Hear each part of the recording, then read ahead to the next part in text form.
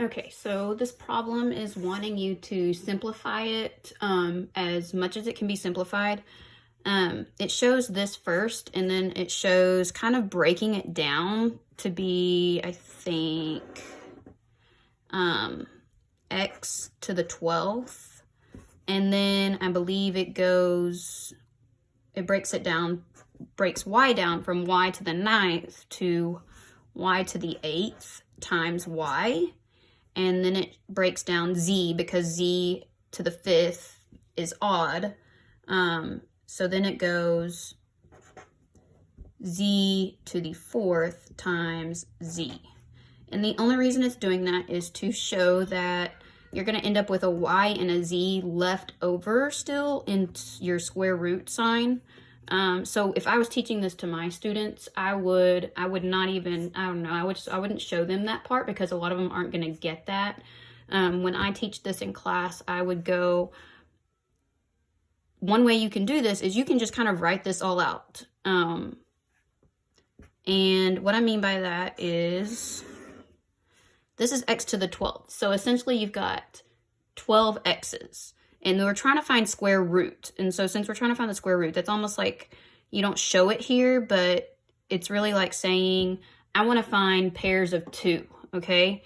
So every pair of 2 that I can find, I can basically bring out front here outside of my square root sign. So if I do that, I would have x times x. I'm just going to write 12 x's because that's what it shows here, x to the 12th. 6, 7, 8, 9, 10, 11, 12.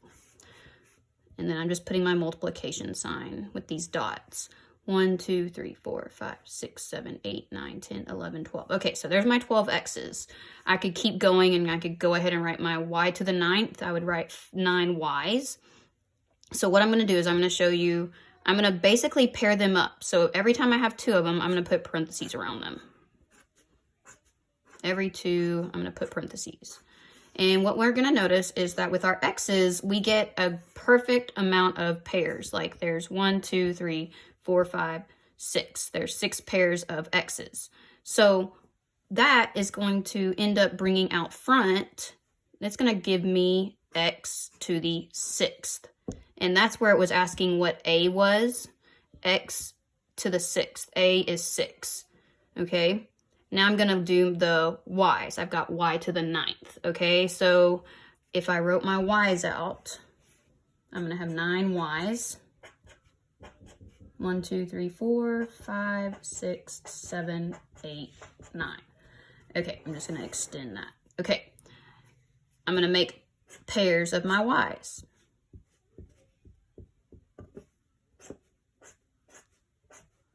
And if you notice, right there at the very end, I've got 1 extra y. Okay, that's what it was showing right there, is these y has no partner. So we're going to separate it. So if you look, now I'm going to see how many pairs of y's I have. I have 1, 2, 3, 4 pairs of y's. So that means I can pull out 4 y's. So if I'm writing my answer, I'm going to have y to the 4th.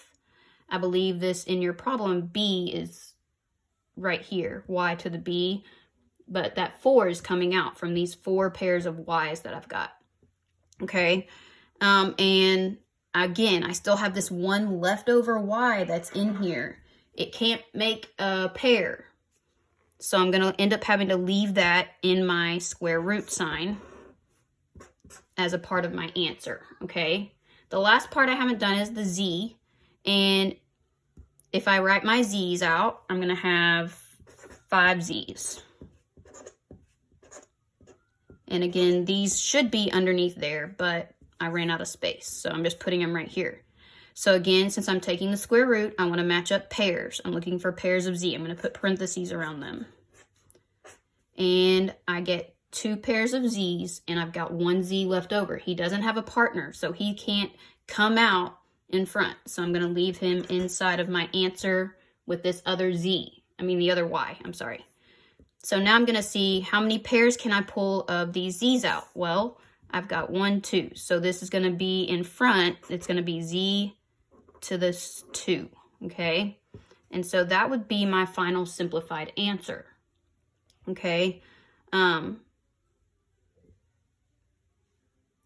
Another quicker way that you can kind of do square roots like this is if you look at x to the 12th, 12 is even. So I know that I'm not going to have any leftover x's in my square underneath my square root sign if I have an even exponent. If I have an odd exponent, I'm going to have an extra that's going to have to stay.